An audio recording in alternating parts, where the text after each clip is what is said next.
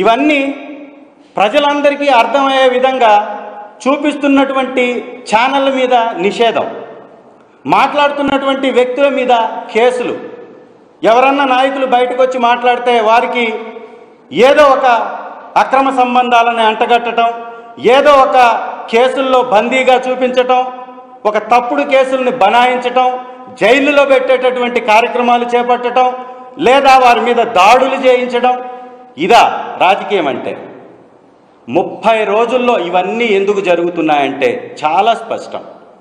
చంద్రబాబు నాయుడు గారు ఇచ్చినటువంటి 6 హామీలను అమలు పరచలేనటువంటి హామీలు ప్రజలకి ఇవ్వలేక, అబద్ధాలతోటి, అసత్యాలతోటి, తప్పుడు మేనిఫెస్టోతోటి అధికారంలోకి వచ్చినటువంటి చంద్రబాబు నాయుడు గారు ఒక్క పథకాన్ని ఇవ్వడానికి ఈ 40 రోజులు సమయం తీసుకుంటే మిగిలిన పథకాలు ఇవ్వడానికి ఎన్ని రోజులు సమయం తీసుకుంటారో ఒక్కసారి ప్రజలందరూ కూడా ఆలోచించాలి.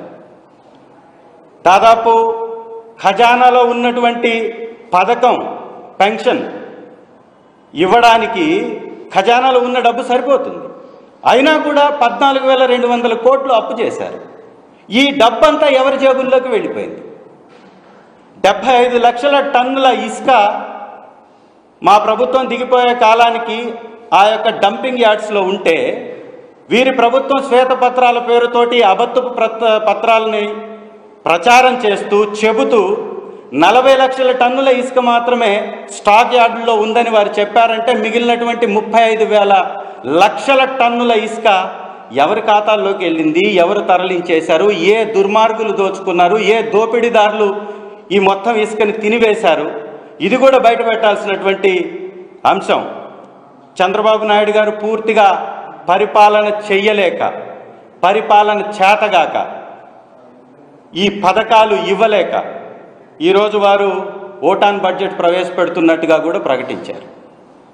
నిజంగా ఓటాన్ బడ్జెట్ 7 నెలల కాలం ఏ ప్రభుత్వం అయినా, కొత్తగా వచ్చినటువంటి ప్రభుత్వం గత చరిత్రలో ఎప్పుడన్నా కానీ పెట్టినటువంటి ఉదాంతం ఉందా? ఒక్కసారి గమనించండి. ఎప్పుడు కూడా లేదు. ఓటాన్ బడ్జెట్ 7 నెలలు కొనసాగించాలి అని అనుకుంటున్నారంటే దానికి కారణం ఏంటంటే, వారిచ్చినటువంటి పథకాలకి కేటాయింపులు చేయాలి. కేటాయింపులు చేసి ప్రజలకి పథకాలు అందించాలని ఆలోచన లేదు కాబట్టి, అవి చెయ్యలేదు కాబట్టి ప్రభుత్వం ఓటాన్ అకౌంట్ ద్వారా, ఓటాన్ బడ్జెట్ ద్వారా దాన్ని తాత్కారం చేసి దాన్ని దాటవేసేటటువంటి ప్రయత్నం చేస్తున్నారు. కొత్తగా ఏర్పడ్డటువంటి ఏ ప్రభుత్వం అయినా కానీ ఫుల్ బడ్జెట్ ప్రవేశపెడుతుంది. ఆ బడ్జెట్లో వారు ఇచ్చినటువంటి హామీల్ని ఎలా అమలు పరుస్తారో, వాటి కేటాయింపులు ఎలా చేస్తారో చెప్తారు. ఇవాళ అది చెప్పకుండా ఓటాన్ బడ్జెట్ ఇవ్వడానికి కారణమే ఈ పథకాలని ఎగ్గొట్టేటటువంటి ప్రయత్నం తప్ప ఇంకొకటి కాదు.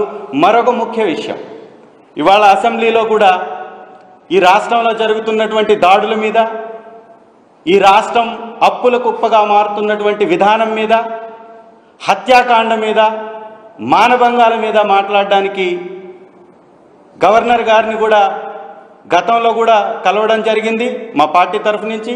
ఇవాళ కూడా గవర్నర్ గారికి మా ఆవేదన చెప్పుకునేటటువంటి ప్రయత్నం చేశాం. కానీ గవర్నర్ గారు కూడా దానికి స్పందించకపోవడంతో మేము బయటకు రావాల్సినటువంటి పరిస్థితి వచ్చింది.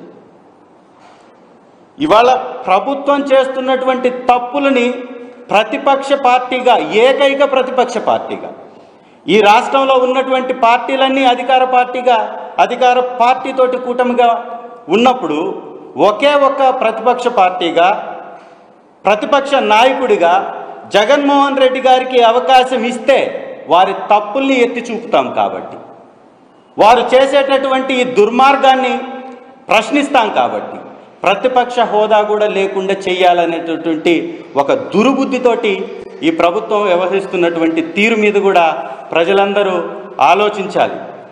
ఢిల్లీలో 70 సీట్లుగా కానీ 3 సీట్లు వచ్చినటువంటి పార్టీకి ప్రతిపక్ష హోదా ఇస్తే 40% ఓటింగ్ సాధించినటువంటి వైఎస్ఆర్ కాంగ్రెస్ పార్టీకి ప్రతిపక్ష హోదా ఇవ్వాలా లేదా ప్రజలు ఒక్కసారి గమనించండి.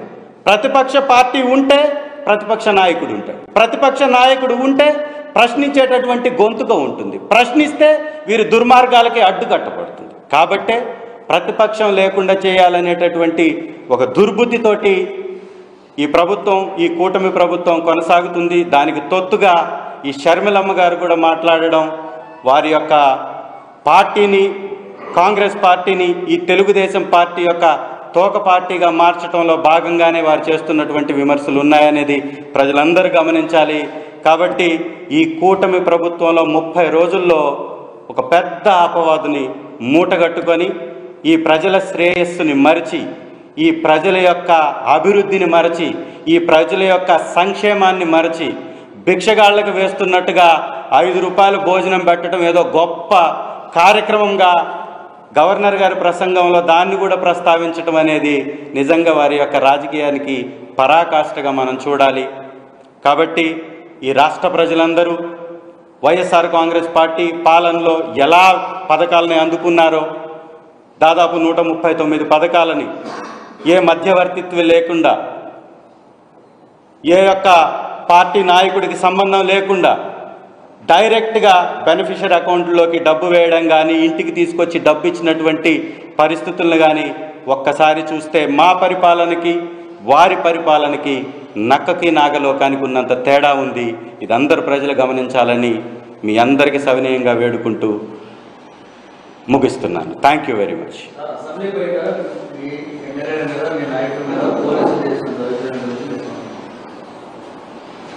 సారీ,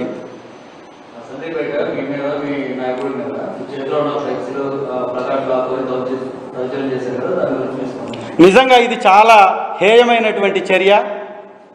మేము ప్రజాస్వామ్యబద్ధంగా మా యొక్క నిరసన తెలుపుతూ ప్లకార్డులు ప్రదర్శిస్తూ మేము వెళ్తుంటే ఈ పోలీస్ వ్యవస్థని తెలుగుదేశం పార్టీ జేబు సంస్థగా మార్చుకున్నటువంటి తెలుగుదేశం కూటమి ప్రభుత్వం మా యొక్క గొంతును నొక్కివేసే కార్యక్రమం చేస్తూ ఒక ప్రతిపక్షంలో ఉన్నటువంటి నాయకుడి మీద దురుసుగా ప్రవర్తించి మాజీ ముఖ్యమంత్రిగా ఉన్నటువంటి జగనన్న గారి మీద వారు దాడి చేస్తూ వారి చేతిలో ఉన్నటువంటి పేపర్ను కూడా లాక్కునేటటువంటి ప్రయత్నం చేసింది.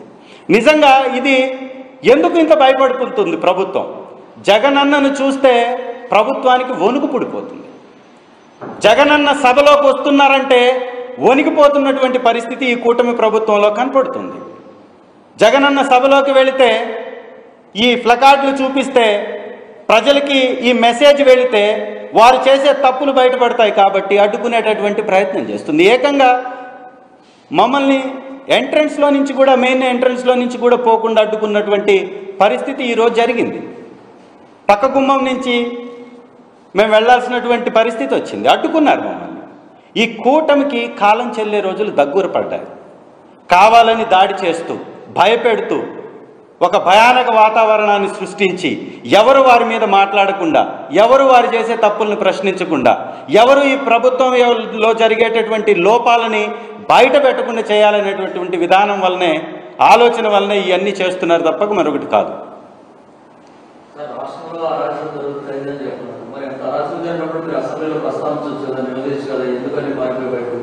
అదే నిలదీశాం, ఇవాళ చేసింది అదే.